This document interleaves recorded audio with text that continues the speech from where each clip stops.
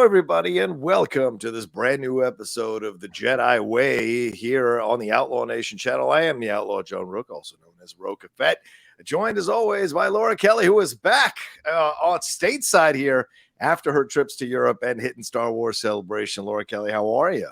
I'm good. I'm so happy to be back. I'm so happy to be back in my own room, in my own space, with my own bed. I am very, very sleepy. I make it a little bit loopy here, a little bit jet lagged, but we're going to roll with it. Just see what happens. A loopy Laura Kelly is a good Laura Kelly. We never know what's going to come tumbling out for sure. So I'm looking forward to it. Joining us again this week, excitedly so, is KEVIN SMETS. Kevin, how are you? You're joining us as we're going to break down this season 3 finale of The Mandalorian. How are you feeling? Are you excited? I'm very excited. I'm impressed by Laura. If I had a flight from San Diego to Vegas and back today, I would probably cancel saying I'm too tired.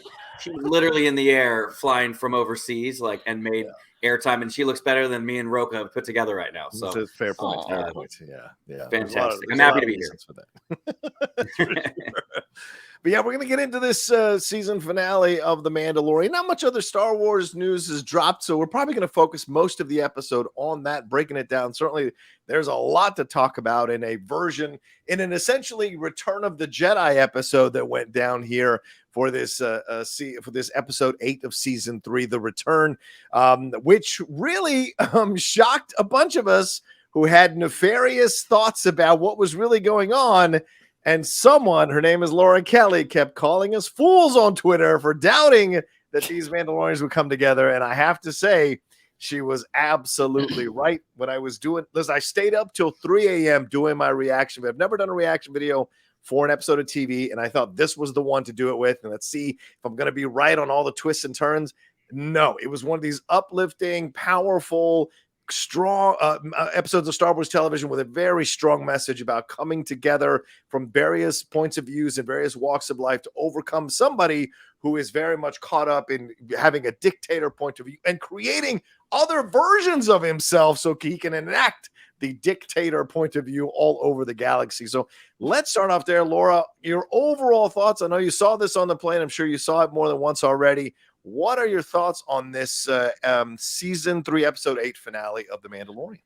Yeah, so I'm not saying I delayed the plane leaving because I needed to download the episode, but I did wait until the very last minute to make sure that I downloaded it. And then I watched it 3 times on the plane. Wow.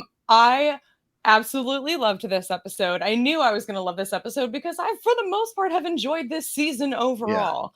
And the last episode got me really, really excited for what I was sure was going to be just a fist pumping finale. And for me, it definitely was. I loved it. I had my own predictions going into it, most of which did not come true. Yeah. And guess what? I was still able to enjoy it. If you can even imagine. Some of these fans, y'all get so attached to your own fan theories, and when they don't come to fruition, you get all offended. But for the most part, I was very satisfied with this ending. I was very satisfied with the fact that we got a happy ending. I think we kind of got some hints from the creators that this was going to sort of be a happy ending. But with Filoni, you never know what to believe, really, especially after what some of these things we've heard the cast saying leading up to this finale. And we're going to talk about that for sure, because there was some misdirection happening from some parties. But after, especially after what we just witnessed in the Bad Batch and how that season ended, I needed a happy ending. And I like when Star Wars is dark sometimes, but sometimes I need a throne room award ceremony. And sometimes I need an Ewok village celebration. And that's what I got today in my Star Wars. And I'm thrilled with that. Yeah, sometimes you need some Praetorian guards trying to take care of business and getting taken out by Grogu. All right, your thoughts, Kevin, overall on this season finale of The Mandalorian?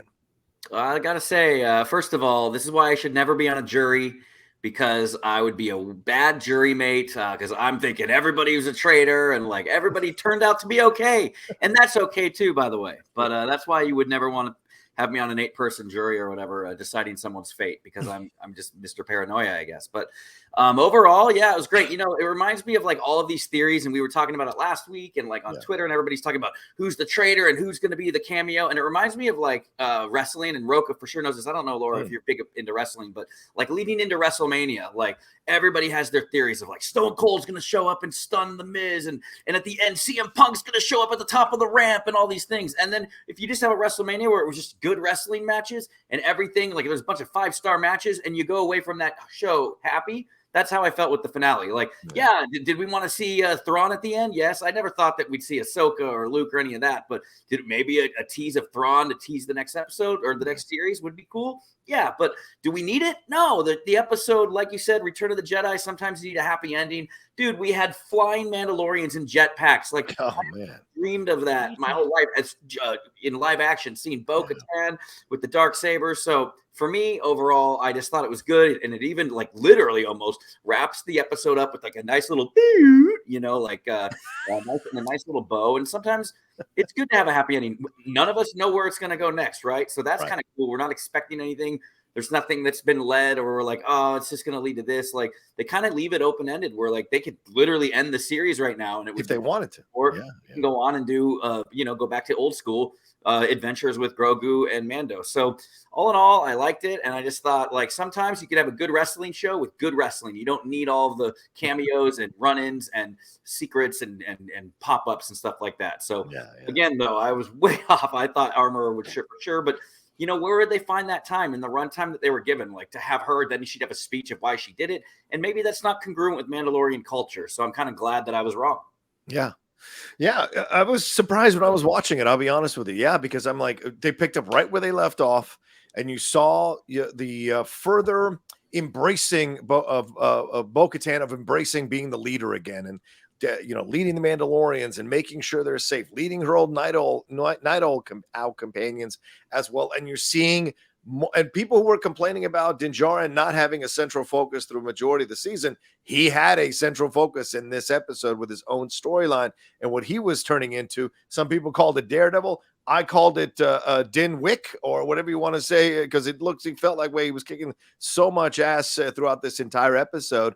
And then, of course, everything coming together with the action sequences, and Rick Famuyiwa doing yet another incredible job as a director of an episode of Star Wars television. Both of these episodes back to back here doing phenomenal work. And at the end, giving you this really uplifting and hopeful moment, because that's what Star Wars is about. You know, we do love the Andor stuff. Lord knows I'm first in line to tell you how much I love the darkness and grittiness of Andor, but you got to always balance it out, so to speak, with this overall feeling that things do work out. People can come together and fight for each other from different walks of life, fight for the greater good, the greater cause here. And you saw that at the end with Mandalore and the lighting of the forge and everything like that. And then the sweet moment with Grief Karga and Mando, and then IG-11 making his return as the Marshal, and then them sitting out kind of like a Western or kind of like a samurai, lone wolf and cub, sitting out on their 1-acre ranch there, just kind of relaxing. The kid gets to play, and I get to finally put my feet up after 3 seasons of bounty hunting. So I think you're right, Kevin. It almost like each season here is just like the end of the trilogy, even though it's like all these episodes of television feels like the end of a trilogy. And although Jon Favreau has said that there will be a season 4, he's written stuff for season 4. Certainly Kathleen Kennedy alluded to the fact that some of the scrap storylines from Rangers of the New Republic might be used as something here in season 4. And certainly the New Republic was a focus throughout this entire season to maybe lay the groundwork for that. We see the possibilities. If they ended it today or tomorrow, it would be fine. If they kept going, I feel like it's going to be fine. So we shall see. Let me swing back to you, Laura. Let's jump into this Bo-Katan storyline. Let's hit that one first. Certainly Bo-Katan, as I said, picking up where she left off in the last episode, leading the Mandalorians here, telling Axe what to do, going up there, get into that fleet, send the rest of them down here, distract the fighters and bring them off to the fleet. And we see her leading the fight here as they go out into their jetpacks and fight these Imperial jump troopers out in the sky. And then eventually the other Mandalorians join, and the armor is there, who doesn't even need a blaster. She just needs speed, a jetpack, and a damn hammer, and she's taking care of business. And then eventually she comes in and fights Moff Gideon after Gideon takes care of business. against Din Djarin. It looks like he's going to win. She fights him. He ends up defeating her, but then Din returns the favor and saves her. And then at the end, she is the one that is going to lead Mandalore into prominence here, into the new era without the Darksaber. So your thoughts on how the entire storyline went for Bo-Katan in this entire episode? I just tweeted it, I think, a couple hours ago. That scene of them flying down with her holding the Darksaber out and the armor next, tattoo it somewhere on my body. I want it permanently on me. I'm getting on my lower back. There it is. That's it. I want Bo-Katan tramp stamp. Just do it. I can't wait. I loved it so much. I could not be more happy to have been wrong about the armor. I had my suspicions for a little while too, and then it kind of started to feel like, oh, they're leaning into this too hard. I don't know about this. But it was just incredible, and I'm glad that we got a happy ending for Bo-Katan as well, especially since for most of the season I was afraid they're going to, or not most of the season, I guess, at least for the beginning. Yeah. I was very afraid that we were going to end up turning her into the villain at some point. I was very afraid it was going to turn into like a Daenerys Targaryen situation. And then it almost even kind of did. We've got like Din kind of in this Jon Snow role, and it was a very cute, it was sort of serving those vibes a little bit. And I was just waiting for them to kind of pull the trigger on it without the whole incest thing added into it. That's nice that that's not a component here. I appreciate that. But the fact that they didn't kind of pull it's not like Star Wars hasn't had that, of course, from A New Hope with Luke and Leia, but yes. Never, no. Of course not. Wouldn't have been the first time they've gone there. Glad they didn't, though. Glad they didn't. But I really would have liked to have gotten a little bit of the push in like the romantic direction with the two. Fine, it didn't happen. It's fine. But I'm hoping that they're saving that for next season. He did pledge to serve her until her death. He's not you take those words quite literally. Yeah, he's not going to go sit on Navarro that whole time just watching Grogu play. He's got a job, so I'm hoping that that's what's coming back next season. But yeah, everything with Bo-Katan, the fact that we've got her and the armor together, lighting the forge at the end, I'm like, everything was just perfection. And yes, we've seen Bo-Katan saved Din Djarin a bunch of times this season. I don't know what the score is at this point, but I'm sure it's not even. But the fact that we got to see her and Din and Grogu fighting Moff Gideon together and winning that battle ultimately as a team was so satisfying. It was so great. It was just so great. It was perfect. Gotta rock my shirt today. Before we move on to Kevin, I want to ask you, as a woman, like as a female fan of Star Wars, right? Overall, you gave your opinions here but like as a woman, how empowering is this? How inspiring is this to see these two ladies, lady warriors, kind of lead these Mandalorians to prominence, to retake their planet and to establish themselves yet again in a new galaxy? Well, it's everything, because I think a big part of this show for me has been like, there's been a little bit of like lack of female energy. I mean, we had Cara Dune for a little bit and then we didn't. And like, it's been so focused on Din and Grogu, which is great because I do love them as the heart of the story. But kind of having the armor as like our other sort of main female energy, when we were always kind of suspicious of what her motives are. And she was, it's weird because she's a cult leader. So it's always been a little bit strange. But just the satisfaction of, the mere satisfaction of having it be KATEE Sackhoff, who voiced the animated character, bringing the live action character to life, getting to like see her face for the most part, not being covered in a helmet. That was just everything this season. It meant everything to me. And I hope that we get to continue her storyline, or at least to get to like continue those threads in season 4, even if it ends up not being quite as much of like an ensemble season as this season turned out to be. Yeah, for sure. Kevin, there's rumors about her showing up possibly in the Ahsoka series. What level to which she'll show up, we don't know. But certainly this season very much established Bo-Katan, whereas we go from, because last season she had her crew and she was doing her thing. Then she lost the Darksaber, lost the battle there for the Darksaber. And we pick up the beginning of season 3 with her sitting on that throne, just kind of looking out into the distance and pondering her life.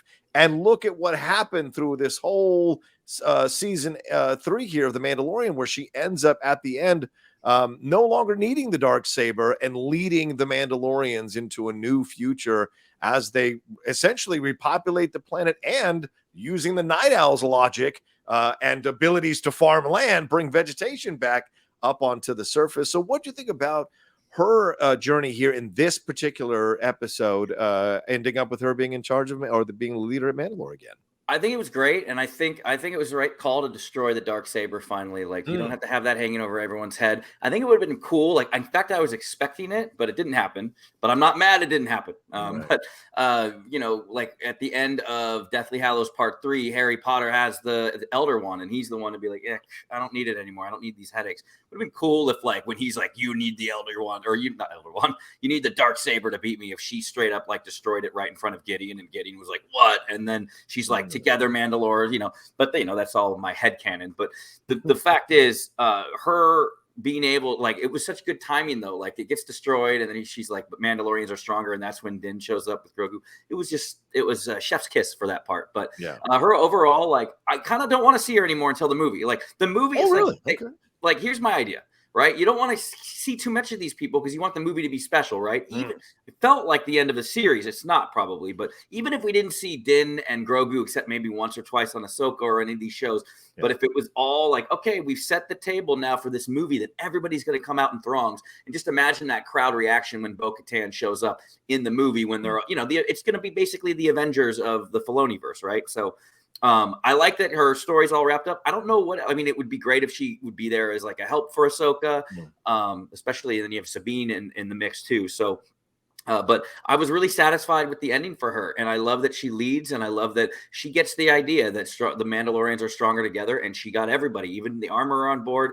Everybody's all set. And I think that her story for now is good. And so I don't know if we necessarily, my opinion, I don't know if we necessarily need to see her in any more shows, but going off what Laura said too, it is so cool to see someone who did the cartoon voice and then you transition that into live action, right? And do it so well and so masterfully. And, you know, they're trying to do that now with the DCU, the new DC movies under James Gunn. Like, everyone in animation, if they voice it, they're going to be there in live action. They're taking a cue from how it's been working here in the Star Wars universe. So all in all, like the overall story arc, and then the fight, by the way, with Gideon, like, first of all, dude, there are so many video game moments that I wish it was 1995 during like the Genesis and Super Nintendo era, where you could have a fighting game with like Bo-Katan, like Masters of the Terrascasi on PlayStation. One of my favorite games. It was like a fighting game, and you could be like Luke Skywalker versus Han Solo, and it's ridiculous, right? And that's where they came up with the name Terrascasi. But there were so many video, like the shield. Open the next shield. Like, how video game is that to like be in there and then you fight? It's like final fight. And don't jump the gun. We'll get to the Din stuff. Don't jump the gun. We'll get to the Din stuff. The overall with Bo-Katan, she that awakened my video game loving heart. That fight with Gideon was just fantastic, and you want to see more of it. But I think I'm good now. Like, I want to pop big time when she pops up on the big screen in a couple years. That's my opinion. It'll be interesting. Yeah, it's interesting to see how they play it, because, of course, Katie's probably going to have even more work now and more things going on. So how much of that will they have? Or doing Ahsoka is already chock full of characters that we're going to be enjoying. So how much is Bo-Katan going to appear in that? We shall see. Maybe not at all. You know, so we'll see when that happens. But yeah, I really enjoy. I mean, I think KATEE Sackhoff has been fantastic the entire season.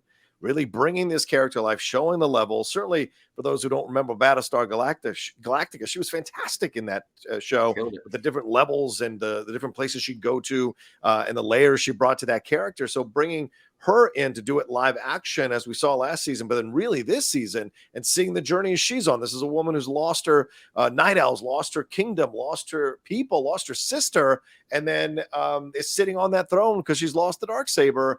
And how Din is the one, and Grogu, who kind of get her back in the fight, get her back in the fray. She sees the mythosaur. There are all these signs. She gets accepted into a cult, as Laura said there, the Mandalore cult, and she finds a home. She finds a family. She finds something to fight for. And in the end there, it goes against the foe who had taken the Darksaber from her before, and the issue, and which she admitted on the ship in the last episode. So getting a chance to make amends for that situation And this is a different Bo-Katan that is going to lead Mandalore versus the Bo-Katan that was going to lead before. She's learned from the mistakes. She's had time to ruminate on them, and she's grown from them. And I think KATEE Sackhoff did a wonderful job when she was leading them throughout the entire beginning of the episode up until they're in the sky fighting. That was her coordinating everything. That was her with battle plans and orders and directions and telling everybody where to go. And she knew exactly how to trick the Empire and Gideon's people into wasting time on the big freighter ship there instead of focusing on the Mandalorians who were jumping down onto the surface. So just really smart stuff all the way around, so that by the end, after they've defeated Gideon, she is standing there at the Great Forge, and she has earned her spot in front of the Mandalorians, which is what she's always wanted, but she's a wiser, more composed leader, and now it's her time, and we'll see what happens. So I thought that was fantastic how that all went down, for sure. Let's swing over to Djarin, Kevin. I'll go to you first on this one. As you were mentioning earlier, the video game aspects of this all, just really incredible stuff with Din finally getting to be a little bit more of a focus of an episode. Although he had been at certain times throughout the season, it wasn't consistent episode to episode. So seeing him have this storyline here with him and a further developing relationship with Grogu, right? There's that moment where, you know, he gets he does his Daredevil John Wick thing and gets out of captivity. Pretty cool to see Din Djarin's point of view inside the helmet as well, which is something we rarely got in the Mandalorian, but he fights it off, and then seeing IG-12 show up with Grogu there to save him and use that back to spray. And then they have that conversation where he says to him, listen, I'm going to need you to be strong, son, because we're going to do some terrible things. We got to take Gideon out. Are you in this with me? And, you know, Grogu is down. And so we see him and what he does and coordinates everything, gets R5 to come down. As you talked about, the opening of the shields there, he fights off all these dudes, a Daredevil hallway scene in essence. And then he takes on Gideon, and he tries to stop the and then he fights off the Praetorian guards who take Grogu into the other room. And then he fights all this kind of stuff up. And then by the end here, he's the one that is cementing this relationship with Grogu even further, and saying and accepting him or how can I say this? Putting in his application quickly to be the father of Grogu, the adopted dad of Grogu, and then at the end sitting down in that single family home out there on the prairie with his adopted son. So, what are your thoughts on how this all went down for Din Djarin and Grogu by extension in this episode? Oh man, I mean, a lot to unpack. First of all. I do think it's interesting. You remember the first couple episodes in season 1, he was always getting his ass kicked, right? You're like, man, this is the Mandalorian, but everybody was like, dude, you are getting your ass kicked by aliens. Jawas took you out, and you got, you know what I mean? Like every time. And it's like, I think it's cool that like this time you finally got to see him, like you say, go John Wick. They set up the villains from last episode where they killed Paz. Like, so it's like, oh my God, he's going to face them. And remember all the rumors of like, even I said it because I like my crackpot theories. I was like, oh, he's going to be put on ice and like get his memory wiped from that same machine. And, you know, he'll be the villain of the movie. Like I got these crazy theories, but all in all, like just seeing him come into his own, like I said, there's the video game thing of like R5 next shield. And then it opens up and he's like taking on each guy in these groups. Gotta love R5. And Kevin, and he's picking up weapons for old school, and he's picking up weapons like a video game as well. Yeah, exactly. Like picking up your loot, basically. And then Grogu. The only thing, man, like Grogu when he runs around, and I know it's CG. I'm sure they go CG when he's running, right? I mean, otherwise I don't know how they do it. But like, I don't know. Like he's got to move his arms. He runs around without moving his arms. He looks like those mascots in baseball games that are all running around the baseball field, and they're like, if he moved his arms, I know that might look silly too. They probably tried it, but it's always silly when he's just running around and just like, I'm just gonna flip over here and stuff like that. But then when he was like doing this, when he was finally like helping out and moving the thing away and moving the weapon away, and they were like a good, formidable, like 1-2 combination team. So, and then you got to see Electro Staffs. My episode 3, Loving Heart, loved that. And then, of course, the fight, like you say, with Gideon, and then he had a mech suit too. Remember, you could hear like whirring and stuff. Reminded me of like Ironmonger and of in Iron Man. So yeah, it was good to see his battle like come to fruition, where he finally got to take it to him, and they take out as a team those Praetorian guards.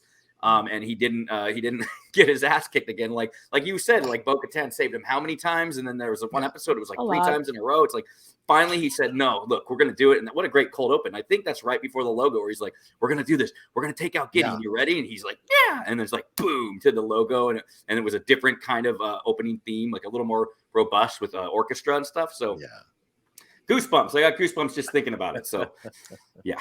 Right on. All right, Laura, your thoughts on the Din Djarin and Grogu relationship, how it develops in this particular episode, but also how they work together along with R5.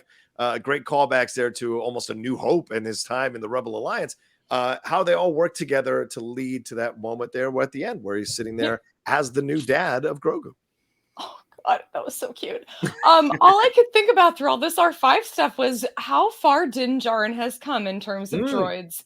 Because I mean, imagine season 1 Din Djarin working with R5 in the capacity that he's working with him now, referring to him as buddy. You got to work with me, buddy. I'm like, Din Djarin, Din Djarin. Like, can you even imagine? And then not only that, he's the one who like brings back IG-11 for Grief Karga. I'm just like, that the Din Djarin we knew then, that's the guy that's okay. It's like he's come so far, and I love that so much for him. And I don't think it matters at all that he took a little bit of a backseat in this season in a couple of episodes. I don't mind it at all because a lot of it focused on Bo-Katan, and I was 100% fine with that. But the fact that we did tie it up this season in a nice bow with him and with Grogu, I did think the sort of formal adoption thing it threw me for a little bit of a loop because I'm like, I thought we were already there. Like, I guess like he's not like referred to him in so many words as his son, but I mean, there's like a line in the trailer where Bo-Katan's like, did you think your dad was the only Mandalorian? Yeah. I'm like, I thought that we had already done. No. Okay. Well, it's formalized now. So that's cute. And it was a really cute moment, I think, at the end.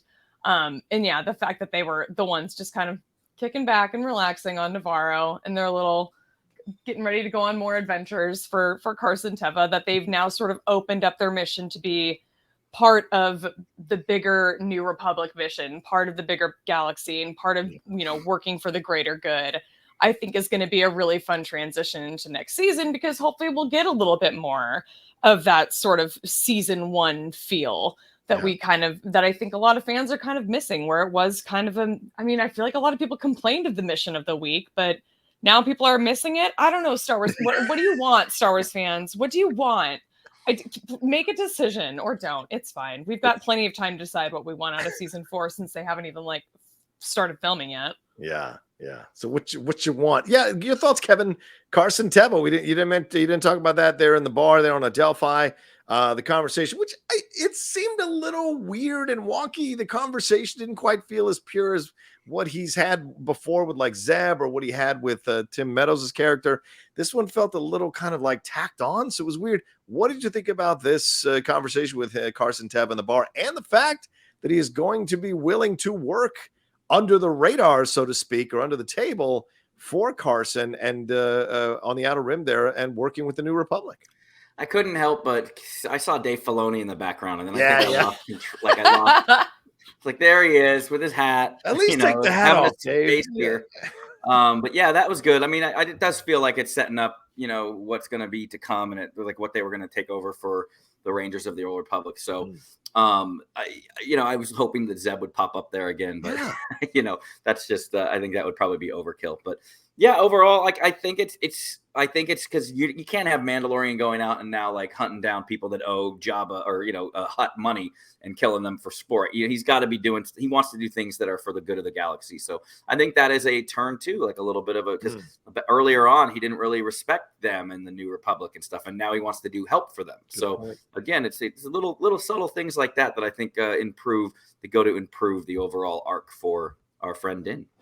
What do you think, Laura? I know you kind of touched on it lightly. Anything more to add on the Carson Teva situation? The back and forth, the fact that Carson was kind of open to it, and then we got a joke from Mando when he's like, "I'll think about it." You've already thought about it. I'm doing it. So, I mean, that's really a progression here from Mando, having a little ball busting back and forth with somebody here that isn't so serious. So, what'd you think about all of that here in the bar? And if he's going on these missions, where are we at in the timeline? Isn't Han out there somewhere? Am I wrong on this? Is that a possibility? Timeline question is a good question, man. I'm still unclear on where we are. Wasn't CGI Han supposed to show up this season? There was that rumor for a couple weeks. Good God. I hope that doesn't ever come true. No, I think that the Carson Teva thing is interesting because I was just rewatching the Boba Fett episodes of Mandalorian, and they have like the little interaction where he's testing out the N1 and he blasts off to escape the Rangers because they want to give him a ticket or speeding ticket or something. I don't know. And then we kind of jump into this season and they're like buddy. I'm like, I don't remember when this transition happened. Maybe I missed something along the way where they suddenly are like cool with each other, but it was an interesting jump and we just went along for the ride and it's fine. If they're going to reuse some of the Rangers storylines, great. I don't know if I have too much of an opinion on it at this point because that was one of those shows that I wasn't super excited about from the get-go. But I do think that it's kind of cute that I think Din is just trying to set a better example now for his son and not just be the bounty hunter that we met in episode 1 who's using doors to slice people in half. We're trying to set a better example now. And I think that's growth for Din. Yeah. I'm an older dude. And so you watch Star Wars from a different point of view now than when I did when I was in my 20s, and watching a guy kind of grow as a person over the 3 seasons, as you mentioned, Laura, so well, his connection to the droid, his issue with droids, and then that changing because of his experiences with IG-11, his experience here with R5, him encouraging R5, and as you said, Kevin, using those words to kind of get him on board. Hey, buddy, come on, help me out. Let's do this. All this stuff. So not losing patience, not being short as he had been in the past. The stuff with Grogu was really softening him up. The idea of having to take care of someone else. He's been so worried on his own solo missions and taking care of himself. Now he's living for someone else. I mean, his reaction when that door was closing, when the Praetorian guards were taking Grogu into that room just by themselves. I mean, I got emotional watching that because I'm like, of course, a father to a son that you can't do anything about it because Gideon has yanked him backwards in the frustration and helplessness of a moment like that, and how he grows throughout, like encouraging Grogu, like enlisting him in this thing and saying, "Are you ready to do this?" And all leading up to that moment where Grogu, who was like dancing around and laughing apparently when he was being attacked by the Praetorian guards, which was so weird. They're ending up when the ship explodes down into the base, Grogu using his force powers there to essentially create a bubble a la Sue Storm to protect them from all that fire coming on them, which I thought was fantastic. So I was really impressed with how they've grown this character and how Pedro Pascal has grown the character with his voiceover work as well, and giving more layers and more moments here that are real and earned and that you believe in, makes you feel so affectionate for these two as a twosome again, as you mentioned, Laura. Now we're moving forward and we'll be excited to see what more we're going to get from these two and how much more their relationship is going to grow. And he's finally able to kind of relax a little bit and let the kid play in the front yard, which is something I don't think we would have seen from Grogu in like season 2 or anything like that. So I appreciated that as well. And as I mentioned, the Carson Teva back and forth. I was thinking "We Are Groot" when that happened. With even like the music reminded me of the like "We Are." I thought he was going to look up and be like, "We are Grogu," because it had that like nice like ethereal music while the fire was going over them. And that's the Guardians of the Galaxy. Oh, that's right. It was a little Kanan Jarrus too. I mean, we had him fighting off the fire in season 1 as well and being successful in that, and then he was successful here. Did Kanan Jarrus just suck though? Like, why did he not survive and Grogu's now survived this twice? They should have swapped Jedi pointers. I think Kanan missed the day where you could do an entire bubble.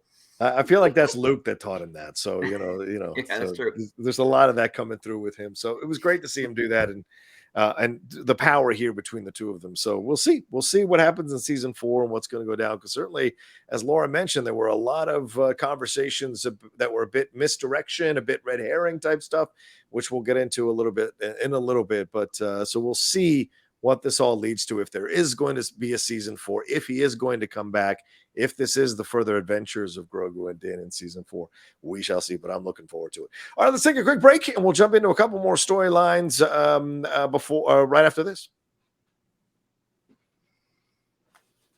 All right, let's circle back to Laura Moff Gideon here. Really interesting scenes last episode with the Shadow Council talking about cloning, wanting to take Thrawn's place in essence. getting the Praetorian Guards, getting the protection. Now we go into this episode here, and he is monitoring the situation with Grogu and Din. He basically sets up a trap for when Grogu and Din show up in that room there using the schematics, and he just enforces his will on everything here, taking care of it. He does essentially beat Din Djarin one-on-one. He beats Bo-Katan one-on-one, and then we find out that he's been cloning himself. And we see those clones and have that nice horror moment where the clone's eyes open and shit. But then eventually the clones are killed like within seconds after that happens.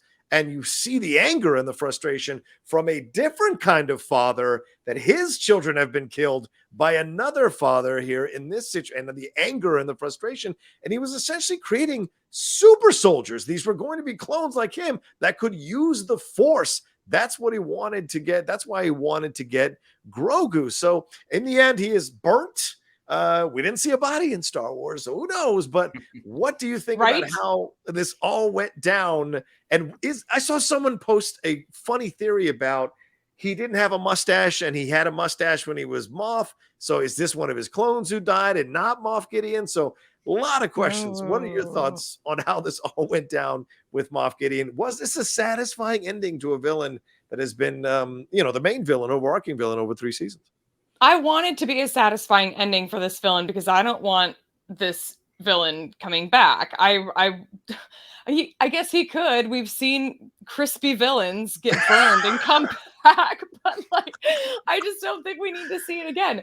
This is honestly, I'm being honest, this is what I thought was going to lead to a post-credit scene. This is for sure what I thought it was going to be. I thought we were going to get the end of Moff Gideon in this, and then we were going to get like Thrawn in a post-credit scene being like, Gideon was selfish. He had his own motivations of what he wanted to do to gain power. None of it contributes to what we are trying to do here in the bigger picture. So screw him. Now I'm in charge, bitch. Like, I thought that was what was coming, and it would have been cool, but it's fine. It's fine. Yeah. But I think that I like this reveal that the big cloning project was Gideon. I think we all sort of assumed that this was something with Palpatine, that this was something with Snoke, that they were somehow behind it. And that doesn't appear to be the case here. Like Gideon may have laid some of the groundwork for what will eventually come, I think, in the timeline and lead up closer to the sequel trilogy. But I like that was kind of, they sort of tied it all up. And I kind of hope that this is done. One thing I thought was a little bit strange was him sort of delivering this monologue about building the clones to have the one thing that he never had, which is the Force. I'm sorry, that hasn't come up before. I don't feel like he's expressed. Yeah, I don't feel like he's expressed this like burning desire to be a Force user or have that ability. So I feel like that could have had a little bit more punch behind it if that had been established earlier in our storyline. I was kind of just like, oh, I guess that's a thing you want. Okay, well, too bad. Now you're crispy. So, but it was just kind of an interesting thing to throw in, was that he was, I think, behind all of the cloning stuff. I think it's fine. I'm kind of glad that it's not Snoke and Palpatine yet, that we're not there yet. Yeah. We're far enough away from all of that it had to be somebody else. But they needed to kind of start that, I think, earlier for that to land a little better. Gotcha. Well, we do have Project Necromancer, so clearly it's now established as a foundational thing that will lead to, as you mentioned, the clones there of Palpatine and Rey Skywalker. Kevin, your thoughts here on how Moff Gideon was handled in this episode? I mean, he's wearing the horns.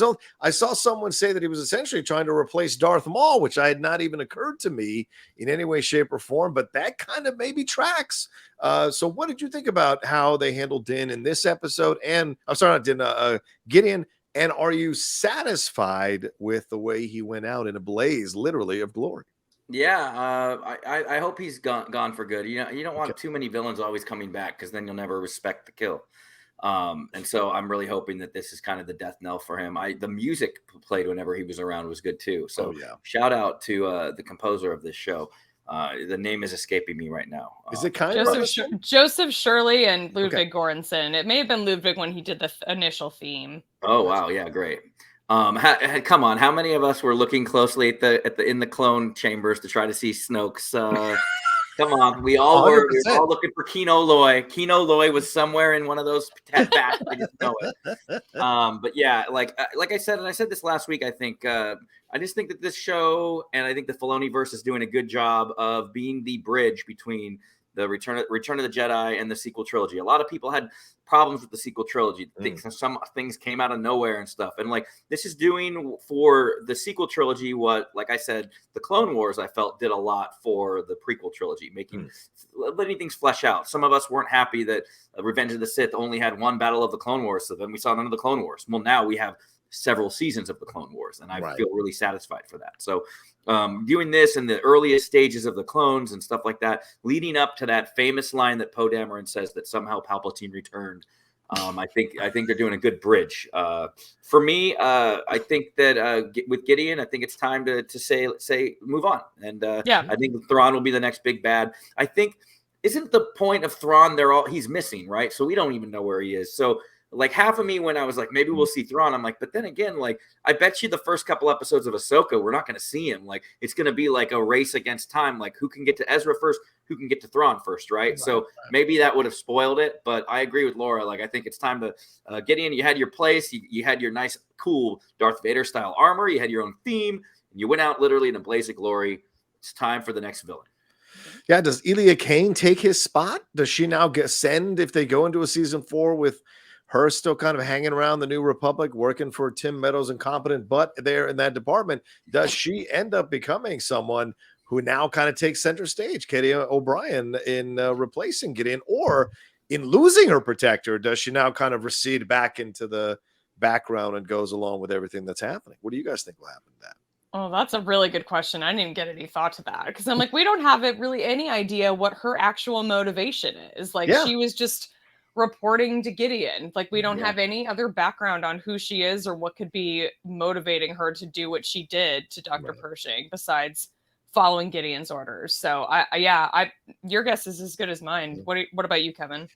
Yeah, I agree. Like that's kind of cool. Like I like that we don't know where that's headed. Like is she going to run around like a chicken without her head, like cut off, you know, like where does she go to? Where does she latch onto next? Who's going to find the remnants of that? Because like right now we don't know. So that's why maybe a post-credit scene would have been good to be like, no, I'm rallying everybody together. Don't worry. Maybe that's Pelion. Maybe that was something that he could have taken over and been like, guys, don't worry, I got this. We got to get our boy back, and then everything will be fine. So. Maybe she'll find a way to that Lizzo planet and hang out with Captain Bombardier. Maybe that'll be her end up because he's a Imperial guy. Maybe that'll be her access there to getting back into a little bit of power. We shall see. Let me. I loved what Giancarlo Esposito did with this character. Certainly, I mean, it was really odd that he didn't show up for a majority of the season until the last 2 or 3 episodes. That was a really interesting thing. That I was like, okay, I guess that works. All right, fine. You want to keep him as a looming presence. And last episode, you were like, okay. But this episode, although he did have those moments where he fought and all this, it did feel like a little bit like a bit of a letdown to have him go away just so quickly off that explosion off the ship and act. So I was hoping for a little more of a satisfying end, maybe a final word or exchange between him and Bo. Maybe Bo finally getting the best of him because in essence, they had to work together to beat one person. And of course, that person was stocked with weapons on his own armor, but still would have been nice to have a little bit of a satisfying one-on-one victory over him once and for all. But him going out in that blaze of glory was certainly interesting. I just wanted a little bit more. If I could have any criticism of the episode, and we knew he was coming back too. Like it would have been nice to see the escape, like how he escaped, right? Yeah. I know some of that was supposed to be a mystery, but like if you knew he was coming back, everybody knew it was in the casting, and I forget if it was in the trailers or not. Forgive me, but I mean, you could have had that a Shadow Council meeting be the first scene of season 3, like, my God, you know what I mean, or the escape, like, you know what I mean, like have the escape like the opening of The Dark Knight Rises, you know, with the plane and Bane and kicking people off the airplane and stuff like that. And you see this crazy mid-space escape with Gideon, and that sets off, and then you hit to the Mando logo. It's like, hello, welcome to season 3, bitches. Yeah, they didn't explain the Beskar that they found on the ship in the escape. What is that connection? Like that wasn't kind of explored. My friend Tyler was asking me about that. He's like, you should know, right? You're on Star Wars shows. And I'm like, yeah, no, Tyler, I don't know what to say. Yeah, there was the armor. You can't. Was that like the armor? Like was that like, do we know? Like I think that one of was like, I want to say it was just to differentiate the fact that they knew it wasn't actual Mandalorians. They knew it was Beskar alloy because it was a combination of metals. Gotcha. It wasn't strictly Beskar. So it was like to hopefully kind of set it aside. Yeah. Any suspicion that it was like any of the Mandalorians that we know. But I agree. I think kind of seeing some of that escape would have been cool. But I will say, I think, John, I might disagree with you a little bit on this because I think the showdown between Bo and Gideon, I thought worked really well. I like that he was the one that sort of destroyed the Darksaber because I think he thought it would get a rise out of her. Right. And she was the one who came back to him and was just like, hell no, dude. Like, I've got all of these people behind me now. We're all stronger than you. We're all better together. And the fact that we had Din and Grogu, I think, fighting with her in that moment, I thought was really appropriate since she has been saving their butts all season. Yeah, I thought it worked. Yeah, like you turned me around on that just now, literally. We also like the way that she charged and screamed at her him primal every yells single time. I was like, yes. It was so Are great. you on the plane doing this and you don't realize that everybody's looking around at you? Oh, my sister was mortified at the reactions that I was having out loud at 9 in the morning on this airplane. I was like, thank God it was not a full flight because she was just like, you need to calm down. I'm sorry, it's the Mandalorian finale. I'm sorry, we're gonna have to turn this plane around if you keep shouting. Right? I remember that Mandalore. When I was at Collider, we did a trailer reaction video on the plane because they dropped. God. Yeah, it was. We were heading towards something. I think it was to Schmodown or something, and they played a trailer for one of the Marvel movies, I think, or maybe one of the Star Wars movies. But they played it during the NFL game, and so we were on the plane, all of us, and so we recorded ourselves with our phones reacting to the trailer on the small screens on the plane. So imagine, and at night, by the way, it was not in the middle of the day. So imagine having to react, but not like, go overboard because, you didn't want to unsettle people around you. All those videos are going to be so muted by the airline noise. Yeah. It's like Rocha, like, oh my God. I was like this. I was like, yeah, I can't remember what it was, but I know that it excited me. But yeah, we were, and then I think it was Christian Wovakaba or somebody else. They edited our thing, so by the time the plane landed, we had it up on YouTube. It was crazy, amazing. So crazy. So yeah. I think it was for Snakes on a Plane, right? That was it was Snakes. Yes, exactly. So true, so true. All right, I'm gonna swing back to you, Kevin. The direction in this episode, I mean, the action sequences, the one-on-one choreography with the fights, the overall pacing here, and the development of the storylines and relationships with all of these characters, including that moment down in the cave, which I call, in essence, I know people might get mad, but it was very similar to Star Trek 2 when Dr. Carol Marcus uses the Genesis machine to build out that cave and you see vegetation and all this kind of stuff. Oh, yeah. The fact that the Mandalorians can do that down there, and it was symbolism, obviously, he said, the captain said, you just had to give them room to grow and look what can happen. So the symbolism is there about what's going to happen on the surface of Mandalore. So what did you think about the direction here of Rick Famuyiwa in this episode? Oh, he killed it again. It was great. And I also thought of that too, about the whole Wrath of Khan and on the Genesis planet. And it was very pretty. And it was like, it's basically trying to say, like, look, we have something to fight for. You know what I mean? And it's like setting those stakes even higher. And I just thought, like, across the board, I do think, because the episode was short, and I've never been one to complain about short episodes, but it took away a bit of the grand finale feel, right? And I feel like if this was at a Comic-Con or at a premiere at a Star Wars event, they would have done both episodes together, like 7 and 8 together. Probably. And that probably would have felt like this mini movie, like extravaganza finale. That would have been interesting to see. In fact, I'm sure that we'll all be able to now. We can do it. We could just skip to the next episode right away, but watch them back to back and see how see how the pacing and all that feels. Because you just start right in the middle of action, and to me, I'm like, I wonder if they chose a point where if they knew, because it's the same director for both, right? So Rick did both. Wonder if they knew where their out point was, or if they were doing stuff like I do literally in my editing job today. We refashioned an act out, like there was a scene and it was going on too long, so we had to pick a different part of the scene to act out on and orchestrate the drama there to get people to come back from the commercial break. And I wonder if they had the whole thing. It's probably not. It's probably pre-scripted and everything. But with these episodes being different lengths, they have that ability probably to be like, well, let's this is a good part to act out on, which was great, by the way. Pause dying, it's great, but who knows? So overall, I thought the direction was great. I want to say also that I loved like going back to Navarro and getting that IG-11 as Marshal. My fellow scoundrel Frank called it like weeks and weeks ago. I mean, that he would end up being the Marshal of Navarro, and I thought that was a cool like touch, and it just touches like my like the earlier seasons with him. So. Rick, I'm excited because he's doing one of the episodes for Ahsoka, I believe, if we were looking at that director list. So he's continued to churn out great episodes of Star Wars content.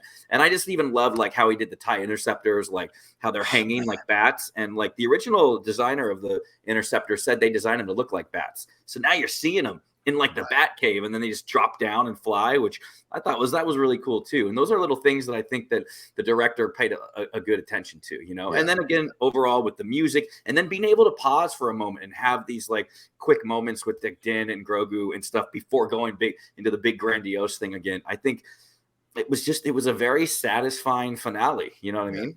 Yeah. It wasn't action. It wasn't action moment to action moment to action moment. There were actually moments to take a breath and connect to the relationships and touch base with them and then move forward from there. Yeah, Laura, what did you think about the direction of Rick Famuyiwa in this particular episode and maybe overall over these last 2 episodes? The last 2 episodes I thought were fantastic, and I have always really enjoyed Rick Famuyiwa's episodes, and I think that the music is always really noticeable in his episodes for some reason. It must just be like a thing for him where he's like, no, everything you're doing, kick it up like 9 notches, because it's always fantastic and it always stands out in the best way. I thought the pacing was really, really great in this. I feel like pacing was sort of a big complaint this season in general, maybe just this season overall, but I thought all of this worked really, really well together. I got to be in the room when we saw the opening scene of episode 7 with like a big group of people of Celebration with like that absolutely insane, like kind of rock music that was playing with the Elia Kane scene stuff. Amazing. I mean, it was, and then seeing it in the room with everybody else, the whole episode later that night was like, yeah, that's right. I forgot that they played it. I wish they could do that. I don't know. I don't know why we're not doing that for all of the Mandalorian episodes. I don't understand it. It is a money-making opportunity on a silver platter. I don't know why we're not doing it. It's an excellent point. I know tonight they were just cheering at everything. I bet, right? Like when the logo hit, it was like the. Oh, I'm sure. Oh man, so great! Like Pelion when he was on screen, people they heard the gasps in the room. Oh my god, that's awesome.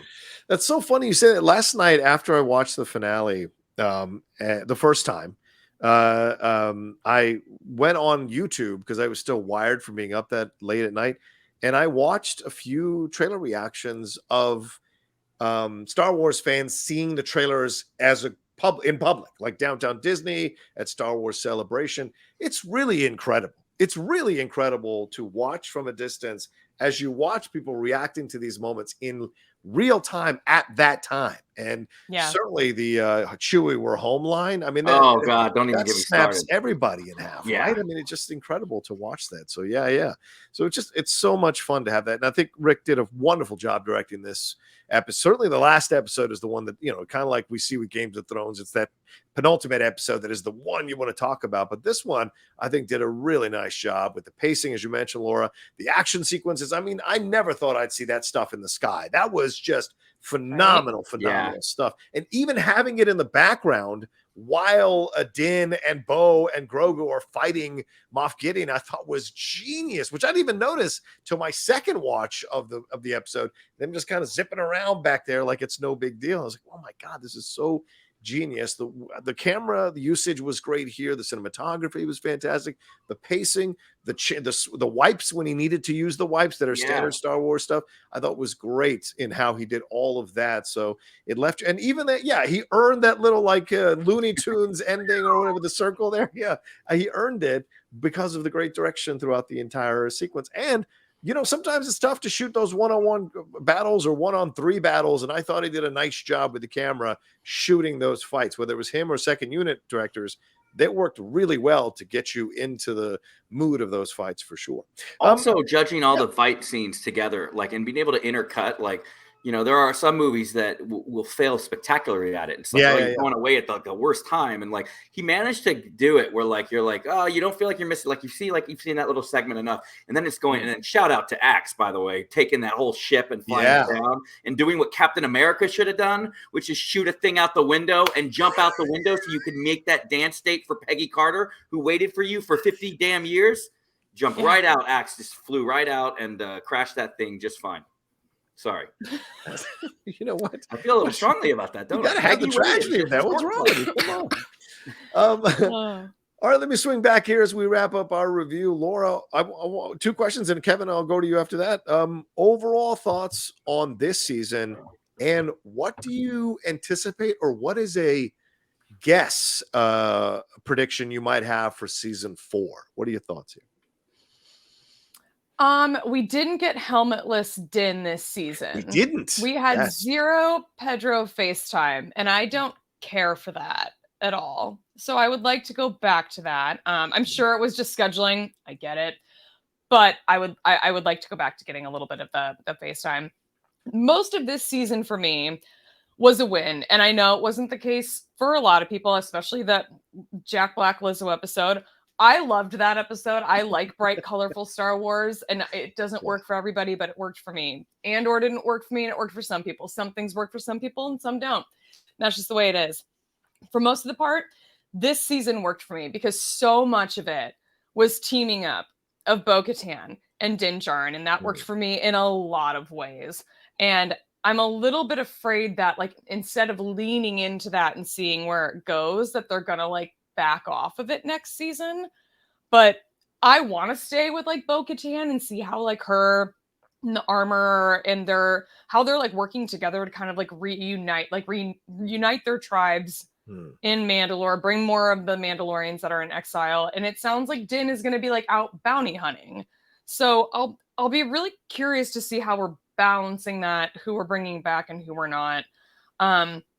In terms of this season, the whole bit of Gideon having escaped from the New Republic Tribunal kind of seems of no concern to anyone except Carson Teva. I think that's a little bit weird. It seemed like kind of our overarching big picture story of this season, and kind of nobody cared at the New Republic, which is sort of strange. I would like for next season more Bo-Katan, more Din, more of them together. I would like to see a romance with the 2 of them together because I think it would just work. I feel like they had really good chemistry, and I would like to see Pedro's face again. Those are the things that I need. I just needed one satisfying little Dinbo moment in this season, and I did in this episode, and I didn't really get it. I got the team up with them and Grogu against Gideon. That's all, and I'll take it. It's fine. I want more. Did you? Just this came to me as you were talking. Did you like the end moment? One of the end scenes there, the one they're doing by the living waters with the mythosaur down there with the armor having is it Rhaegar? Ragnar, yeah, Ragnar essentially doing a baptism scene there to welcome him into the cult, and then saying that because Grogu can't speak the creed, he can't be part of the cult just yet. Did you like that as an element of this new Mandalore that's coming? Will everybody have to be baptized, or is she going to be a little more open, it seems like, between the 2 of them? Will that be an issue going forward, maybe in season 4?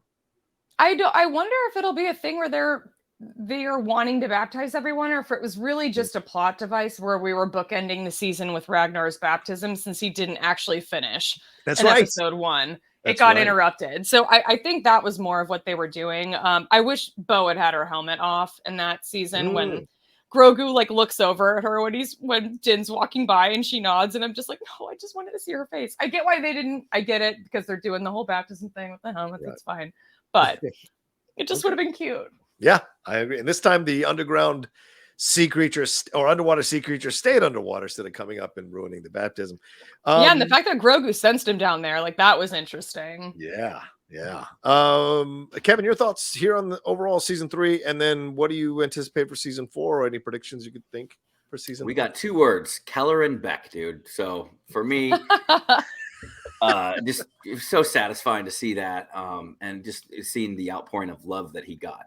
is just fantastic, and to see him be able to show his acting chops that way without being hidden behind the CGI of Jar Jar, which I love Jar Jar too. So we got Keller and Beck, we got more Order 66, we got to see the very tip of Coruscant, we got space ice cream cones or whatever, and we got the and then, if you know, one of the season 1, I remember like when they were showing the Din flashbacks and the battle droid. Remember, he's like hiding in the trash can, and you see it, and it didn't look like the episode 3 battle droids, and that always kind of bugged me. I'm like, come on, like we've used the Clone Wars design, right? And like we got that right when he was like kicking it and like knocking it over and stuff like that. So, yeah, got a good season overall, right? Okay, what are your any predictions for 4? Anything you'd want to see in 4?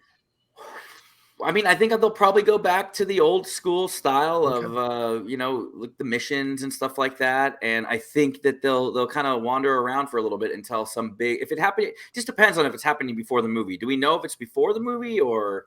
Yeah, because the movie's December 2026 is what they're saying now. Yeah.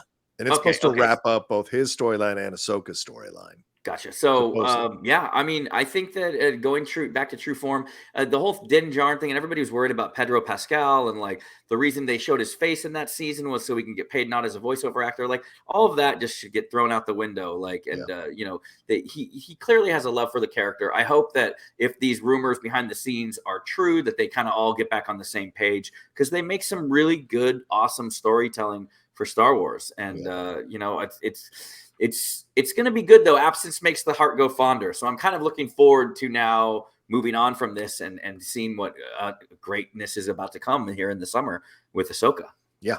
Agree with you on that. Agree with both of you on your points as well. Yeah, I enjoyed the season overall. Yeah, were there a couple things, some pacing issues, or did I not? I did not like the Lizzo, Jack Black story. Just their storyline of that episode. I thought the other stuff worked well and I enjoyed it, but just that kind of stuff, and that's just me, and I've got no problem with anybody else liking that kind of stuff. It should all exist in Star Wars for the people that enjoy it. There's nothing wrong with it. So, but overall, I mean, remember, we had pirates, for God's sakes. We got involved with that, you know, at the beginning of the episode, or a season rather, which I thought was great.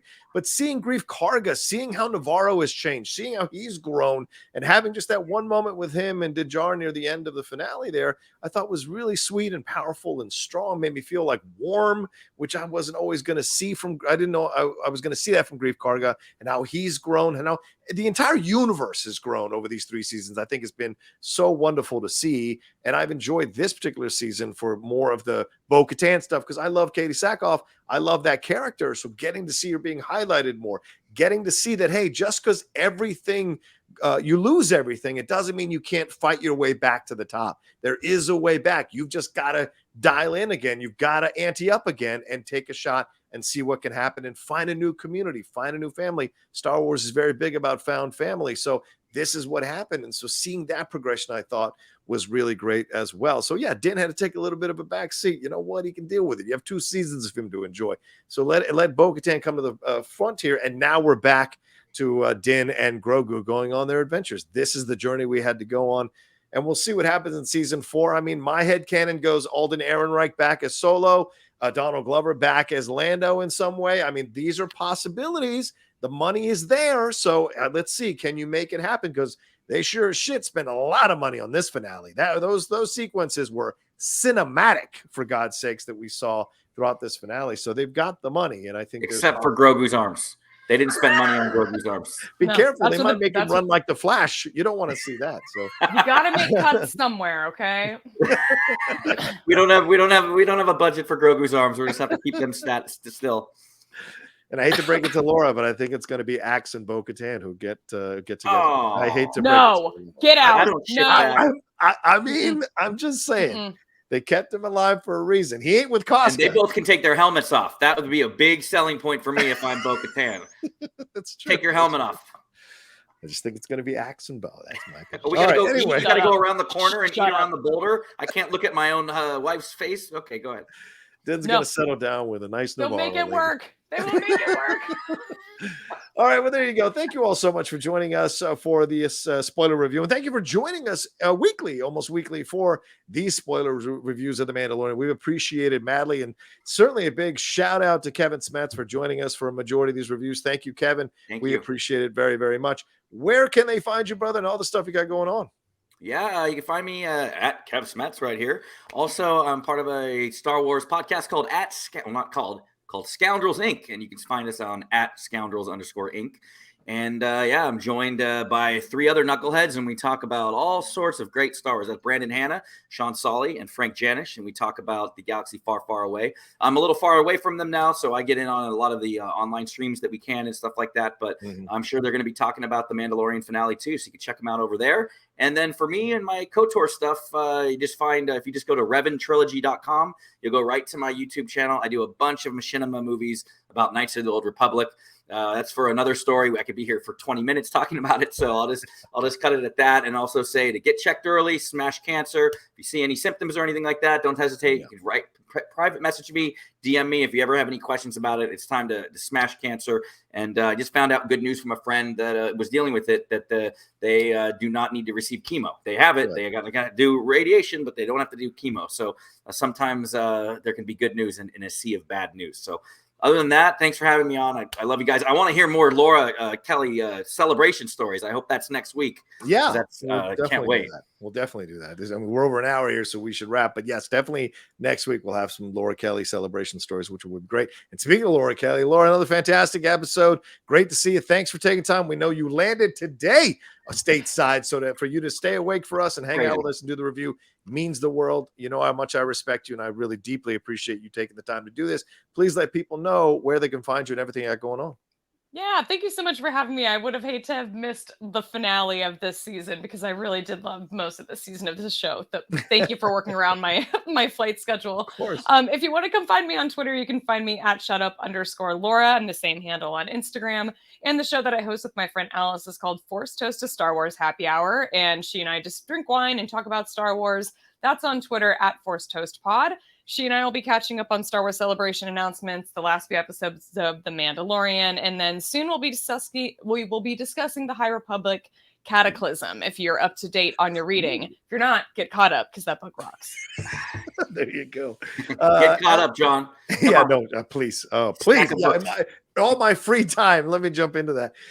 Please always follow me at The Rocha Says on Twitter, Instagram, and TikTok, The Outlaw Nation on Twitch. As I mentioned earlier, I did my first ever reaction video on the channel for a TV show, and I couldn't think of a better one than the season finale of The Mandalorian, which is what we just reviewed. Watch me react to all the big moments in real time as we're seeing them pop up, and give it a little like there on that as well. Subscribe to the channel down below. We're getting close. We just crossed 27,000, getting close to that 30,000 mark, heading towards that 50,000 mark.